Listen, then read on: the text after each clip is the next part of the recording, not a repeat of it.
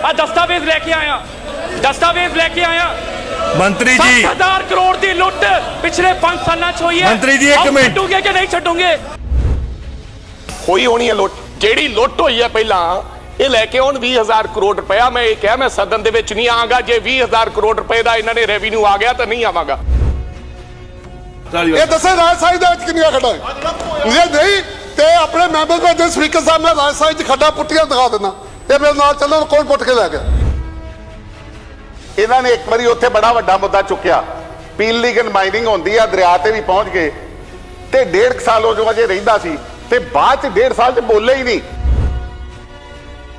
ਇਹ ਕਹਿੰਦੇ ਵੀ ਉੱਥੇ ਢਾਲੀਵਾਲ ਸਾਹਿਬ ਨੇ ਜਾ ਕੇ ਰੌਲਾ ਪਾਇਆ ਤੇ ਉਸ ਤੋਂ ਬਾਅਦ 1.5 ਸਾਲ ਵੀ ਮਾਈਨਿੰਗ ਚੱਲਦੀ ਰਹੀ, ਬੋਲੇ ਨਹੀਂ। ਸਰ ਮੰਤਰੀ ਤੁਸੀਂ ਗਵਾਂਢ ਚ ਕੀ ਬੈਠੇ ਕਰਦੇ ਸੀ? ਮੰਤਰੀ ਤੁਸੀਂ ਸੀ, ਤੁਹਾਡੇ ਗਵਾਂਢ ਦੇ ਹਲਕੇ 'ਚ ਮਾਈਨਿੰਗ ਹੁੰਦੀ ਤੁਸੀਂ ਕਰਦੇ ਸੀ। बैठो बैठो ढालीवाल साहब, आप बहस नूं अगे चलन दीए।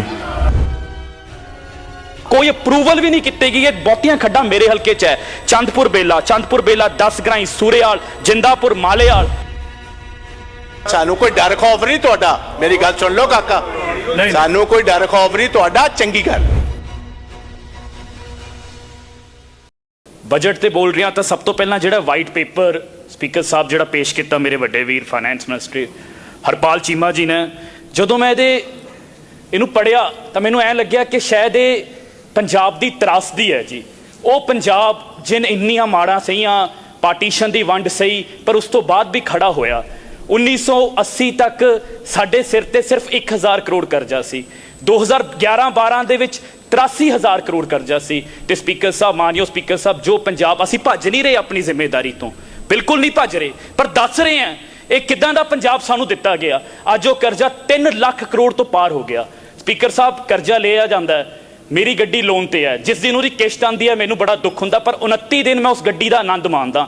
ਲੋਕ ਕਰਜ਼ਾ ਲੈ ਕੇ ਆਪਣੇ ਘਰ ਬਣਾਉਂਦੇ ਨੇ, ਪੰਜਾਬ ਦੇ ਸਿਰ ਤੇ 3 ਲੱਖ ਕਰੋੜ ਕਰਜ਼ਾ ਹੋ ਜਾਂਦਾ, ਕੋਈ ਤਕਲੀਫ ਨਹੀਂ ਸੀ। ਪਰ ਅੱਜ ਪੰਜਾਬ ਦੇ ਹਸਪਤਾਲਾਂ 'ਚ ਨਾ ਡਾਕਟਰ ਹੈ, ਨਾ ਇਲਾਜ ਹੈ, ਨਾ ਪਟਵਾਰੀ ਹੈ। ਕਹਿਣ ਨੂੰ ਸਕੂਲ ਨੰਬਰ 1 ਹੈ ਜੀ, ਦੱਸਣ ਕਿਹੜੇ ਸਰਕਾਰੀ ਸਕੂਲਾਂ ਦਾ ਬੱਚਾ IIT 'ਚ ਗਿਆ, ਕਿਹੜਾ ਸਰਕਾਰੀ ਸਕੂਲਾਂ ਦਾ ਬੱਚਾ IIM 'ਚ ਗਿਆ, ਕਿਹੜੇ ਸਰਕਾਰੀ ਸਕੂਲਾਂ ਦਾ, ਮੈਨੂੰ ਬੋਲ ਲੈਣ ਦਿਓ ਜੀ।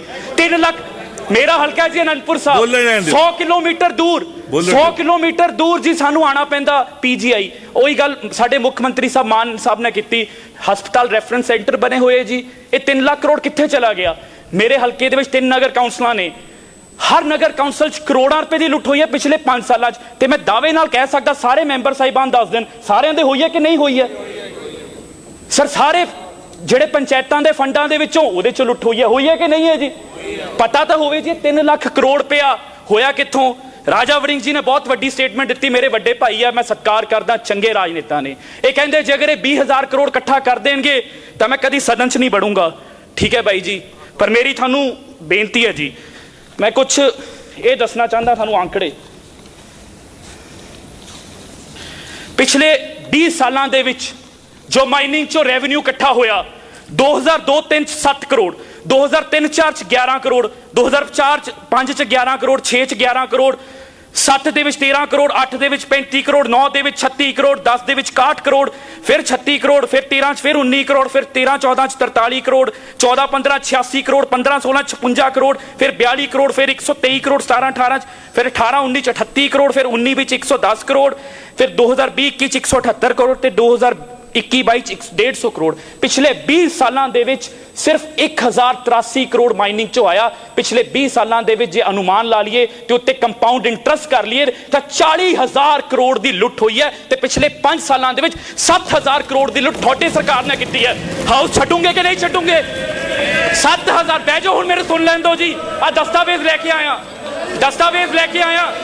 मंत्री जी 7,000 करोड़ की लुट पिछले 5 सालों च हुई है। मंत्री जी एक मिनट, छड्डोगे कि नहीं छड्डोगे? आप मैनू बोल लें दो जी, मेरे आंकड़े। मंत्री जी एक मिनट, एक मिनट मंत्री जी। राजा जी, राजा जी। बहुत ही सत्कारयोग स्पीकर साहब, किस साल कितनी आमदन हुई और 20 सालों की गल उदों असी सदन च नहीं सी जां कोई गल नहीं, कितने 1,000 करोड़ होया, 2 होया, 1 होया, 50 लाख रुपया होया, होई होनी है लुट, होई होनी है। मैं इस गल नूं इनकार नहीं करता, होई होनी है। लेकिन मैं जो गल कही सी ਇਹਨਾਂ ਨੇ ਕਿਹਾ ਸੀ ਕਿ ਅਗਲੀ ਜਦੋਂ ਸਰਕਾਰ ਆਏਗੀ, ਅਸੀਂ ਲੋਕਾਂ ਨੇ ਪੁੱਛਿਆ ਸੀ ਗਰੰਟੀਆਂ ਕਿੱਥੋਂ ਪੂਰੇ ਕਰਾਉਂਗੇ। ਉਹਨਾਂ ਨੇ ਕਿਹਾ ਸੀ 20,000 ਕਰੋੜ ਰੁਪਇਆ ਰੇਤੇ ਚੋਂ ਆਮਦਨ ਲੈ ਕੇ ਆਵਾਂਗੇ।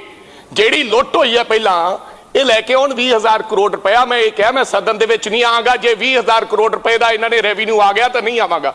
ਉਹ ਗੱਲ ਨੂੰ ਕਿਧਰੇ ਪਾਸੇ ਹੀ ਲੈ ਗਏ। ਠੀਕ, ਉਹ ਜਵਾਬ ਆ ਗਈ ਤੁਹਾਡੀ ਗੱਲ। ਬੈਂਸ ਸਾਹਿਬ, ਮੈਂ ਜੀ ਤੁਹਾਨੂੰ ਇਹ ਦੱਸ ਦੇਵਾਂ ਜੀ, ਤੇ ਕੁਝ ਮਾਈਨਿੰਗ ਪਾਲਿਸੀ ਤੇ ਕਿਉਂਕਿ ਮੰਤਰੀ ਸਾਹਿਬ ਪੁਰਾਣੇ ਸਾਬਕਾ ਮੰਤਰੀ ਸਾਹਿਬ ਬੈਠੇ ਆ, ਤੇ ਜਦੋਂ ਇਹਨੀ ਸਵਾਲ ਆਇਆ ਸੀ ਮੈਂ ਆਪ ਕਿਹਾ ਸੀ ਤੇ ਮੈਂ ਮੀਡੀਆ ਦੇ ਸਾਥੀਆਂ ਨੂੰ ਵੀ ਕਿਹਾ ਸੀ ਕਿ ਮੈਂ ਮਾਈਨਿੰਗ ਦੇ ਸਾਰੇ ਅੰਕੜੇ ਪੇਸ਼ ਕਰੂੰਗਾ ਪਿਛਲੇ 5 ਸਾਲਾਂ ਦੇ ਵਿੱਚ। ਸਪੀਕਰ ਸਾਹਿਬ, ਆਨਰੇਬਲ ਸਪੀਕਰ ਸਾਹਿਬ, 5 ਸਾਲ ਪਹਿਲਾਂ ਮਈ 2017 ਦੇ ਵਿੱਚ 102 ਖਾਡਾਂ ਦੀ ਅਲਾਟਮੈਂਟ ਕਰ ਦਿੱਤੀ। ਮੀਡੀਆ ਦੇ ਵਿੱਚ ਖਬਰਾਂ ਚੱਲੀਆਂ, ਸਾਰਾ ਕੁਝ ਹੀ ਸਭ ਨੂੰ ਪਤਾ ਕੀ ਹੋਇਆ ਸੀ। ਉੱਤੇ ਨਾਰੰਗ ਕਮਿਸ਼ਨ ਦੀ ਰਿਪੋਰਟ ਬਣੀ, ਉਹ ਮੈਟਰ ਅੱਜ ਸਬਜੈਕਟਿਸ ਹੈ, ਖੈਰ ਉਹਦੇ 'ਚ ਕਲੀਨ ਚਿੱਟ ਦੇ ਦਿੱਤੀ। ਦੈਨ ਇਨ 2018 ਇੱਕ ਮਾਈਨਿੰਗ ਪਾਲਿਸੀ ਲੈ ਕੇ ਆਏ ਜਿਸ ਦੇ ਵਿੱਚ ਪੰਜਾਬ ਨੂੰ 7 ਬਲਾਕਾਂ ਦੇ ਵਿੱਚ ਵੰਡ ਦਿੱਤਾ ਗਿਆ ਜੀ। ਉਸ ਮਾਈਨਿੰਗ ਪਾਲਿਸੀ ਦੀਆਂ 3 ਪ੍ਰਮੁੱਖ ਸ਼ਰਤਾਂ ਨੇ ਜੀ ਕਿ ਜਿਹੜਾ ਠੇਕੇਦਾਰ ਹੋਊਗਾ, ਜਿਹੜਾ ਕੰਸੈਸ਼ਨਰ ਹੋਊਗਾ, ਉਹ 25% 1 ਸਾਲ ਦਾ ਪੈਸਾ ਪਹਿਲਾਂ ਜਮ੍ਹਾਂ ਕਰਾਊਗਾ, 25% ਜਿਹੜਾ ਹੈ ਬਤੌਰ ਬੈਂਕ ਗਰੰਟੀ ਰੱਖੂਗਾ, ਤੇ ਜਿਹੜਾ ਅਗਲਾ ਕੁਆਟਰ ਹੈ ਉਹਦਾ ਜਦੋਂ ਕੁਆਟਰ ਸ਼ੁਰੂ ਹੋਣ ਤੋਂ ਪਹਿਲਾਂ 15 ਦਿਨ ਪਹਿਲਾਂ ਉਹਦੀ ਪੇਮੈਂਟ ਦਊਗਾ ਜੀ। ਇਹ ਮੈਨੂੰ ਦੱਸ ਦੇਣ ਕਿ ਫਿਰ ਏਰੀਅਰਸ ਕਿੱਦਾਂ ਆ ਗਏ ਪੰਜਾਬ ਦੇ ਉੱਤੇ। 625 ਕਰੋੜ ਰੁਪਇਆ ਆਣਾ ਸੀਗਾ 3 ਸਾਲਾਂ ਦੇ ਵਿੱਚ, 425 ਕਰੋੜ ਕਿਉਂ ਆਇਆ? ਸਪੀਕਰ ਸਾਹਿਬ, ਬੈਂਕ ਗਰੰਟੀਆਂ ਜਦੋਂ ਉਹਨਾਂ ਦਾ ਬਕਾਇਆ ਖੜਾ ਹੋ ਗਿਆ, ਬੈਂਕ ਗਰੰਟੀਆਂ ਕਿਉਂ ਨਹੀਂ ਸੀਜ਼ ਕੀਤੀਆਂ ਗਈਆਂ? ਸਾਡੀ ਸਰਕਾਰ ਹੈ। 25 ਕਰੋੜ ਰੁਪਏ ਦੀਆਂ ਆਂਦੇ ਸਰ ਬੈਂਕ ਗਰੰਟੀਆਂ ਸੀਜ਼ ਕੀਤੀਆਂ ਗਈਆਂ, ਬੈਂਕ ਗਰੰਟੀਆਂ ਸੀਜ਼ ਕੀਤੀਆਂ ਗਈਆਂ। ਇਸ ਤੋਂ ਇਲਾਵਾ ਇਹ ਕਹਿੰਦੇ ਜੀ ਪੁਰਾਣਾ ਬਕਾਇਆ ਆ ਗਿਆ। ਪੁਰਾਣਾ ਬਕਾਇਆ ਜੀ ਅਸੀਂ ਡੰਡੇ ਨਾਲ ਲਿਆ, ਅਸੀਂ ਉਹਨਾਂ ਦੇ ਕੰਟਰੈਕਟਸ ਟਰਮੀਨੇਟ ਕਰ ਦਿੱਤੇ। ਜਦੋਂ ਕੰਟਰੈਕਟ ਟਰਮੀਨੇਟ ਕਰਕੇ ਉਹਨਾਂ ਤੋਂ ਪੈਸਾ ਲਿਆ, ਇਹਨਾਂ ਦੀ ਬਣਾਈ ਮਾਈਨਿੰਗ ਪਾਲਿਸੀ ਹੈ ਬਿਨਾਂ DSR ਤੋਂ, ਜਿਹੜੀ ਇਸ ਪਾਲਿਸੀ ਦੇ ਵਿੱਚ 202 ਖੱਡਾਂ ਦੀ ਨਿਲਾਮੀ ਕੀਤੀ ਗਈ, ਪਰ ਅੱਜ ਸਿਰਫ 43 ਚੱਲਦੀਆਂ ਪਈਆਂ ਕਿਉਂਕਿ ਜਦੋਂ ਪਾਲਿਸੀ ਬਣਾਈ ਗਈ ਕੋਈ DSR ਹੀ ਨਹੀਂ ਕੀਤਾ ਗਿਆ, ਸਿਰਫ ਪੰਜਾਬ ਨੂੰ ਲੁੱਟਣ ਦੇ ਲਈ। ਪਹਿਲਾਂ ਹੀ ਸੌਦਾ ਹੋ ਚੁੱਕਿਆ ਸੀਗਾ, ਪੰਜਾਬ ਨੂੰ ਲੁੱਟਣ ਦੇ ਲਈ ਛੱਡ ਦਿੱਤਾ। ਉਸ ਤੋਂ ਬਾਅਦ ਜੀ ਉਹ 43 ਚੱਲਦੇ ਪਏ ਨੇ। ਮੈਂ ਬੋਲ ਸਕਦਾ ਸਪੀਕਰ ਸਾਹਿਬ? Yes sir, yes. ਤੁਹਾਡਾ ਹਾਂ ਮੰਤਰੀ ਜੀ, ਸਪੀਕਰ ਸਾਹਿਬ, ਸਾਬਕਾ ਮੰਤਰੀ ਜੀ। ਪਹਿਲੀ ਗੱਲ ਤੇ ਇਹ ਆ ਵੀ ਉਦੋਂ ਇਹਨਾਂ ਨੂੰ ਡਿਟੇਲ 'ਚ ਮੈਂ ਪੁੱਛਿਆ ਸੀ 20,000 ਦੀ ਇਨਕਮ, ਉਹ ਤੇ ਇਹਨਾਂ ਜਵਾਬ ਨਹੀਂ ਦਿੱਤਾ। ਇਹ ਪੁਰਾਣੀਆਂ ਸੁਣਾਈ ਜਾਂਦੇ ਆ। ਇਹ ਪਹਿਲੋਂ ਇਨਕਮ ਤੇ ਵਧਾਉਣ, ਫਿਰ ਕਿਸੇ ਨੂੰ ਗਲਤ ਕਹਿਣ। ਅਜੇ ਤੇ ਇਹਨਾਂ ਕੋਲ 30 ਕਰੋੜ ਮਹਾ ਆਇਆ 3 ਮਹੀਨਿਆਂ 'ਚ, ਤੇ ਰੌਲਾ ਅੱਜ ਹੀ ਪਾਈ ਜਾਂਦੇ ਆ। ਚਲੋ ਐਵੇਂ ਠੀਕ ਹੈ ਜੀ, ਠੀਕ ਹੈ। ਉਹ ਤੁਸੀਂ ਦੇਖੋ, ਉਹਨਾਂ ਨੂੰ ਜਵਾਬ ਲੈ ਲੈਣ ਦਿਓ। ਜਵਾਬ ਲੈ ਲੈਣ ਆਨਰੇਬਲ ਦਿਓ। ਸਪੀਕਰ ਸਾਹਿਬ, ਇੱਕ ਸੈਕਿੰਡ।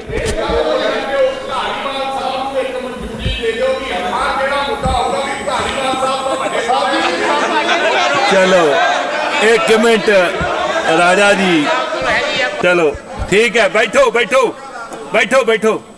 ਧਾਲੀਵਾਲ ਸਾਹਿਬ, ਬੈਠੋ।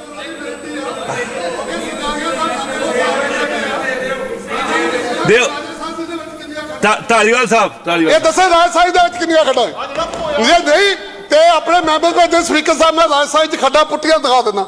ਇਹ ਮੇਰੇ ਨਾਲ ਚੱਲਣ, ਕੌਣ ਪੁੱਟ ਕੇ ਲੈ ਗਿਆ? ਬੈਠੋ। ਕੋਈ ਉੱਥੇ ਲੀਗਲ ਖੱਡ ਆ ਗਈ ਸੀ, ਉੱਥੇ ਦੱਸੋ ਸਰਕਾਰੀਆ ਬੈਠੋ। ਸਰਕਾਰੀਆ ਸਾਹਿਬ, ਧਾਰੀਵਾਲ ਸਾਹਿਬ ਨੇ ਕਿਹਾ ਬੈਠੋ। ਰਾਜਾ ਸਾਂਸੀ ਦੇ ਵਿੱਚ ਖੀਰ ਤੇ ਜਾ ਕੇ ਸਿਰਫ ਇੱਕ ਖੱਡ ਮਨਜ਼ੂਰ ਹੋਈ ਸੀ, ਉਹ ਵੀ ਛੋਟੀ ਖੱਡ ਸੀ, ਬਾਕੀ ਰਹਿ ਗਈ ਜਨਾਲੇ ਦੀ। ਇਹਨਾਂ ਦੀ ਵੀ ਦੱਸ ਦਿੰਦਾ, ਇਹ ਜਨਾਲੇ ਨੂੰ ਬਿਲੋਂਗ ਕਰਦੇ ਆ। ਇਹਨਾਂ ਨੇ ਇੱਕ ਵਾਰੀ ਉੱਥੇ ਬੜਾ ਵੱਡਾ ਮੁੱਦਾ ਚੁੱਕਿਆ, ਪੀਲੀਗਨ ਮਾਈਨਿੰਗ ਹੁੰਦੀ ਆ, ਦਰਿਆ ਤੇ ਵੀ ਪਹੁੰਚ ਗਏ, ਤੇ 1.5 ਸਾਲ ਜੋ ਅਜੇ ਰਹਿੰਦਾ ਸੀ, ਤੇ ਬਾਅਦ ਚ 1.5 ਸਾਲ ਚ ਬੋਲੇ ਹੀ ਨਹੀਂ। ਪਤਾ ਨਹੀਂ ਇਹਨਾਂ ਨੂੰ ਵਧੀਆ ਲੱਗ ਗਿਆ ਵੀ ਹੁਣ ਮਾਈਨਿੰਗ ਠੀਕ ਹੋ ਰਹੀ ਆ। ਇਹ ਤੇ ਇਹੋ ਜਾਣ ਰਹੇ। ਬੈਠੋ। ਆਪਾਂ ਧਾਲੀਵਾਲ ਸਾਹਿਬ ਗੱਲ ਨੂੰ ਅੱਗੇ ਚੱਲਣ ਦੀਏ। ਧਾਲੀਵਾਲ ਸਾਹਿਬ,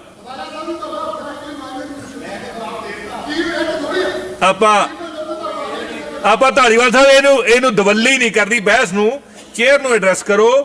ਤੇ ਤੁਸੀਂ ਕਹਿਣਾ ਚਾਹੁੰਦੇ ਕੁਝ? ਮੀਰ ਜੀ ਕੁਝ ਕਹਿਣਾ ਚਾਹੁੰਦੇ ਆ ਜੀ? ਸਰ, ਸਾਡੇ ਮਾਨਯੋਗ ਸਾਬਕਾ ਮੰਤਰੀ ਜੀ ਆਪ ਹੀ ਇਹਨਾਂ ਨੇ ਹੁਣ ਕਿਹਾ, ਕਿਉਂਕਿ ਡਿਪਾਰਟਮੈਂਟ ਇਹਨਾਂ ਕੋਲੇ ਸੀ, ਗਵਾਂਢੀ ਹਲਕਾ ਜਨਾਲਾ ਸੀ। ਇਹ ਕਹਿੰਦੇ ਵੀ ਉੱਥੇ ਧਾਲੀਵਾਲ ਸਾਹਿਬ ਨੇ ਜਾ ਕੇ ਰੌਲਾ ਪਾਇਆ, ਤੇ ਉਸ ਤੋਂ ਬਾਅਦ 1.5 ਸਾਲ ਵੀ ਮਾਈਨਿੰਗ ਚੱਲਦੀ ਰਹੀ, ਬੋਲੇ ਨਹੀਂ। ਸਰ, ਮੰਤਰੀ ਤੁਸੀਂ ਗਵਾਂਢ 'ਚ ਕੀ ਬੈਠੇ ਕਰਦੇ ਸੀ? ਮੰਤਰੀ ਤੁਸੀਂ ਸੀ, ਤੁਹਾਡੇ ਗਵਾਂਢ ਦੇ ਹਲਕੇ 'ਚ ਮਾਈਨਿੰਗ ਹੁੰਦੀ, ਤੁਸੀਂ ਕਰਦੇ ਸੀ। ਬੈਠੋ ਧਾਲੀਵਾਲ ਸਾਹਿਬ, ਆਪਾਂ ਬਹਿਸ ਨੂੰ ਅੱਗੇ ਚੱਲਣ ਦੀਏ। ਮੀਰ ਜੀ ਨੂੰ ਵੀ ਪਤਾ ਸਰ, ਕੁਲਦੀਪ ਧਾਲੀਵਾਲ ਦੀ ਸਰਕਾਰ ਨਹੀਂ ਸੀ, ਕੁਲਦੀਪ ਧਾਲੀਵਾਲ ਮੰਤਰੀ ਨਹੀਂ ਸੀ, ਮੰਤਰੀ ਇਹ ਸੀ ਇਹ ਦੱਸਣ ਵੀ ਇਹਨਾਂ ਦੇ ਗਵਾਂਢ 'ਚ 1.5 ਸਾਲ ਮਾਈਨਿੰਗ ਹੁੰਦੀ ਸੀ, ਇਹ ਕੀ ਕਰਦੇ? ਬੈਠੋ ਹਰਜੋਤ ਬੈਂਸ, ਹਰਜੋਤ ਬੈਠੋ ਰਾਜਾ ਜੀ। ਆਨਰੇਬਲ ਸਪੀਕਰ ਸਾਹਿਬ, ਤੁਸੀਂ ਆ ਜਾਓ। ਆਨਰੇਬਲ ਸਪੀਕਰ ਸਾਹਿਬ, ਤੁਹਾਨੂੰ ਪੁਆਇੰਟ ਆਫ ਆਰਡਰ ਮਿਲੇਗਾ ਬੀਬੀ ਜੀ, ਤੁਹਾਨੂੰ ਵੀ ਮਿਲੇਗਾ। ਐਵਰੀਬਾਡੀ ਆਨਰੇਬਲ ਸਪੀਕਰ ਸਾਹਿਬ ਬੜੇ ਹੀ ਜੀ ਮੈਡਮ ਤੁਹਾਨੂੰ ਮਿਲੇਗਾ point of order. Honourable speaker ਸਾਹਿਬ ਮੈਂ ਆਪ ਜੀ ਦੇ ਜ਼ਰੀਏ ਗੱਲ ਅੱਗੇ ਚੱਲਣ ਦੀ ਹੈ ਜੀ। ਆਨਰੇਬਲ ਸਪੀਕਰ ਸਾਹਿਬ ਮੈਂ ਆਪ ਜੀ ਦੇ ਜ਼ਰੀਏ ਪੂਰੇ ਸਦਨ ਨੂੰ, ਤੇ ਤੁਸੀਂ ਇੱਕ ਬਹੁਤ ਹੀ ਇਤਿਹਾਸਿਕ ਕੰਮ ਕਰਤਾ ਇਸ ਸਦਨ ਨੂੰ ਲਾਈਵ ਕਰਕੇ ਪੂਰਾ ਪੰਜਾਬ ਸੁਣ ਰਿਹਾ, ਮੈਂ ਕੁਝ ਗੱਲਾਂ ਦੱਸਣੀਆਂ ਚਾਹੁੰਦਾ ਜੀ। ਇੰਨੀ ਗ੍ਰੋਸ, ਇਹ ਤਾਂ ਛੋਟੀ ਮੋਟੀ ਖੱਡਾਂ ਦੀ ਗੱਲ ਕਰਦੇ ਆ, ਗ੍ਰੋਸ ਇਰੈਗੂਲਰਿਟੀਜ਼ ਤੇ ਡਾਕੂਮੈਂਟ ਸਮੇਤ ਹੈ। ਹਰਜੋਤ ਬੈਂਸ ਕਹਿ ਰਿਹਾ ਕੋਈ ਐਵੇਂ ਨਹੀਂ, ਕੋਈ ਕੁਛ ਨਹੀਂ, ਕੋਈ ਕੰਪਨੀ ਜਿਹੜਾ ਮਰਜ਼ੀ ਪੱਤਰਕਾਰ ਲੈ ਲਵੇ, ਜਿਹੜਾ ਮਰਜ਼ੀ ਆਪੋਜੀਸ਼ਨ ਦਾ ਸਾਥੀ ਆ ਕੇ ਮੇਰੇ ਦਫ਼ਤਰ 'ਚ ਆ ਜਾਵੇ, ਸਵਾਗਤ ਕਰਦਾ, ਜਦੋਂ ਮਰਜ਼ੀ ਆ ਜਾਣ, ਮੋਸਟ ਵੈਲਕਮ। ਸਰ 16/12/2020 ਨੂੰ ਜਿਹੜੇ ਪਹਿਲਾਂ ਐਗਰੀਮੈਂਟ ਹੋ ਗਏ ਉਹਨਾਂ ਦੇ ਵਿੱਚ ਸਰ ਬਾਰ-ਬਾਰ ਅਮੈਂਡਮੈਂਟ ਕਰਕੇ ਸਰ ਪੰਜਾਬ ਲੈਂਡ ਪ੍ਰਜ਼ਰਵੇਸ਼ਨ ਐਕਟ ਤੇ ਫੋਰੈਸਟ ਕੰਜ਼ਰਵੇਸ਼ਨ ਐਕਟ ਦੀ ਪ੍ਰੋਟੈਕਟਡ ਲੈਂਡਸ, ਜਿਨ੍ਹਾਂ ਨੂੰ ਆਪਾਂ ਆਮ ਭਾਸ਼ਾ 'ਚ ਕਹਿੰਦੇ ਦਫਾ ਵਾਲੀ ਜ਼ਮੀਨਾਂ, ਸਰ ਉਹ ਪਾ ਕੇ ਮਾਈਨਿੰਗ ਨੂੰ ਦੇ ਦਿੱਤੀ ਗਈ ਤੇ ਫੋਰੈਸਟ ਡਿਪਾਰਟਮੈਂਟ ਦੇ ਨਾਲ ਕੋਈ ਸਲਾਹ, ਕੋਈ ਅਪਰੂਵਲ ਵੀ ਨਹੀਂ ਕੀਤੀ ਗਈ। ਇਹ ਬਹੁਤੀਆਂ ਖੱਡਾਂ ਮੇਰੇ ਹਲਕੇ 'ਚ ਹੈ, ਚੰਦਪੁਰ ਬੇਲਾ 10 ਗਰਾਈ, ਸੂਰੇਵਾਲ, ਜਿੰਦਾਪੁਰ, ਮਾਲੇਵਾਲ। ਸਰ ਇਹ ਕਿਵੇਂ ਹੋ ਸਕਦਾ? ਯਾਨੀ ਅੱਜ ਤੱਕ ਕਦੀ ਸਾਰਾ ਕੁਝ, these irregularities, this all corruption is on paper, on document। ਉਸ ਤੋਂ ਇਲਾਵਾ ਸਰ ਇਹਦੇ ਤੇ ਹੁਣ ਪੁੱਛਣਗੇ ਅਸੀਂ ਕੀ ਕੀਤਾ।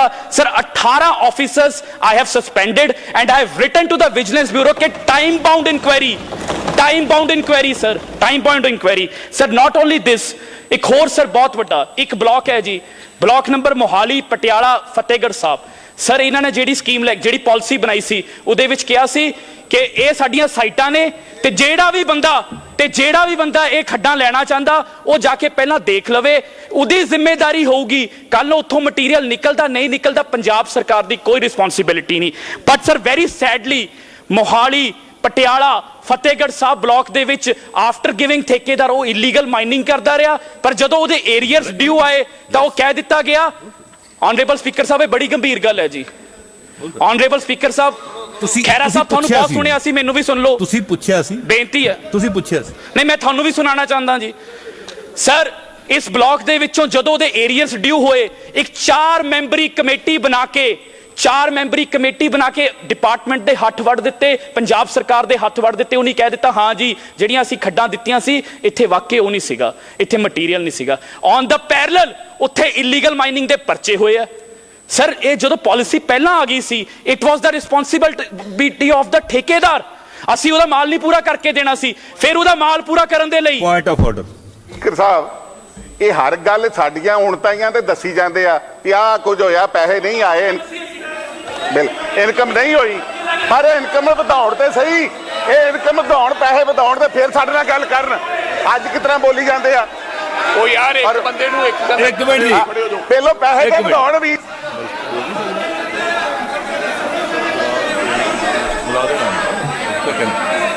ਹਾਂਜੀ ਇੱਕ ਮਿੰਟ ਜੀ ਬੈਠੋ। ਮੈंने ਇਹਨਾਂ ਦੀ ਲੀਡਰ ਆਫ ਆਪੋਜੀਸ਼ਨ ਖੜੇ ਆ, ਉਹਨਾਂ ਦੀ ਗੱਲ ਸੁਣ ਲਈਏ। ਲੀਡਰ ਆਫ ਆਪੋਜੀਸ਼ਨ ਖੜੇ ਆ, ਕਾਈਂਡਲੀ ਬੈਠੋ, ਸਾਰੇ ਬੈਠੋ। ਮੰਤਰੀ ਜੀ ਲੀਡਰ ਆਫ ਆਪੋਜੀਸ਼ਨ ਸੁਣ ਲਈਏ ਜੀ। सर मैं कोई 11-12 साल दोनों हाउसेज ऑफ पार्लियामेंट चला के आया जी। I may be wrong but I have this feeling a minister cannot speak on the budget. Ordinary members can. Agreed. A minister cannot Agreed. speak on Agreed. this. Agreed. It is nothing wrong. Whatever he says, we are willing to listen. But मेरा another thing. Number 2. कोई भी चीज चलती है because their number is larger. ये 92 ने, इधर 18 ने। ਇਹ ਹਰ ਮੈਂਬਰ ਨੂੰ ਥੋੜਾ ਜਿਹਾ ਧਮਕਾਉਣ ਦੀ ਕੋਸ਼ਿਸ਼ ਨਾ ਕਰੋ। ਜੇ ਤੇ ਅਸੀਂ ਗੱਲਬਾਤ ਸੁਣਨੀ, ਇਹ ਗੱਲਬਾਤ ਸੁਣਨੀ ਨਹੀਂ ਧਮਕਣ ਵਾਲ ਸਾਨੂੰ ਕੋਈ ਡਰ ਖੌਫ ਨਹੀਂ ਤੁਹਾਡਾ। ਮੇਰੀ ਗੱਲ ਸੁਣ ਲਓ ਕਾਕਾ, ਸਾਨੂੰ ਕੋਈ ਡਰ ਖੌਫ ਨਹੀਂ ਤੁਹਾਡਾ, ਚੰਗੀ ਗੱਲ ਨਹੀਂ। ਸਾਨੂੰ ਇਹ ਇੱਕ ਸਿਸਟਮ ਆਪਾਂ ਆਰਗੇਨਾਈਜ਼ ਕਰੀਏ, ਸਾਰੇ ਤੁਸੀਂ ਸਾਰੇ ਦੇ ਸਾਰੇ ਚੰਗੇ ਲੋਕ ਹੋ, ਪੜ੍ਹੇ ਲਿਖੇ ਹੋ। Let us not do this, ਹੈਕਲਿੰਗ ਨਾ ਕਰੋ। ਜੇ ਕੋਈ ਅੱਗੋਂ ਜਵਾਬ ਦੇ ਰਿਹਾ ਉਹਨਾਂ ਦੀ ਫਿਰ ਗਲਤ ਸੁਣ ਲਈ। ਬਿਲਕੁਲ ਠੀਕ। ਤੁਹਾਡੀ So let us not heckle because live program ਚੱਲ ਰਿਹਾ ਸੀ, ਸਭ ਨੇ ਕਿ ਹੈਕਲਿੰਗ ਦੇ ਨਾਲ ਪੰਜਾਬ ਦੇ ਲੋਕ ਸਮਝਣਗੇ ਕਿ ਪਤਾ ਨਹੀਂ ਕੀ ਹੋ ਰਿਹਾ। Let us not do this. ਮੇਰੀ ਤੁਹਾਨੂੰ ਮੈਂ ਗੁਜ਼ਾਰਿਸ਼ ਕਰਾਂਗਾ speaker Sahib, you please intervene in this. ਜਿਹੜਾ ਵੀ ਗੱਲ ਕਰ, ਪਹਿਲੀ ਗੱਲ ਤਾਂ minister please C the rules ਜੀ। ਮੈਂ ਦੱਸਦਾ ਜੀ, ਕਾਈਂਡਲੀ ਕਿਸ ਰੂਲ ਥੱਲੇ ਵੇਖੋ। this it's a discrepancy A minister cannot speak on the budget. Only the finance minister or other members of the house. Yes. Minister can.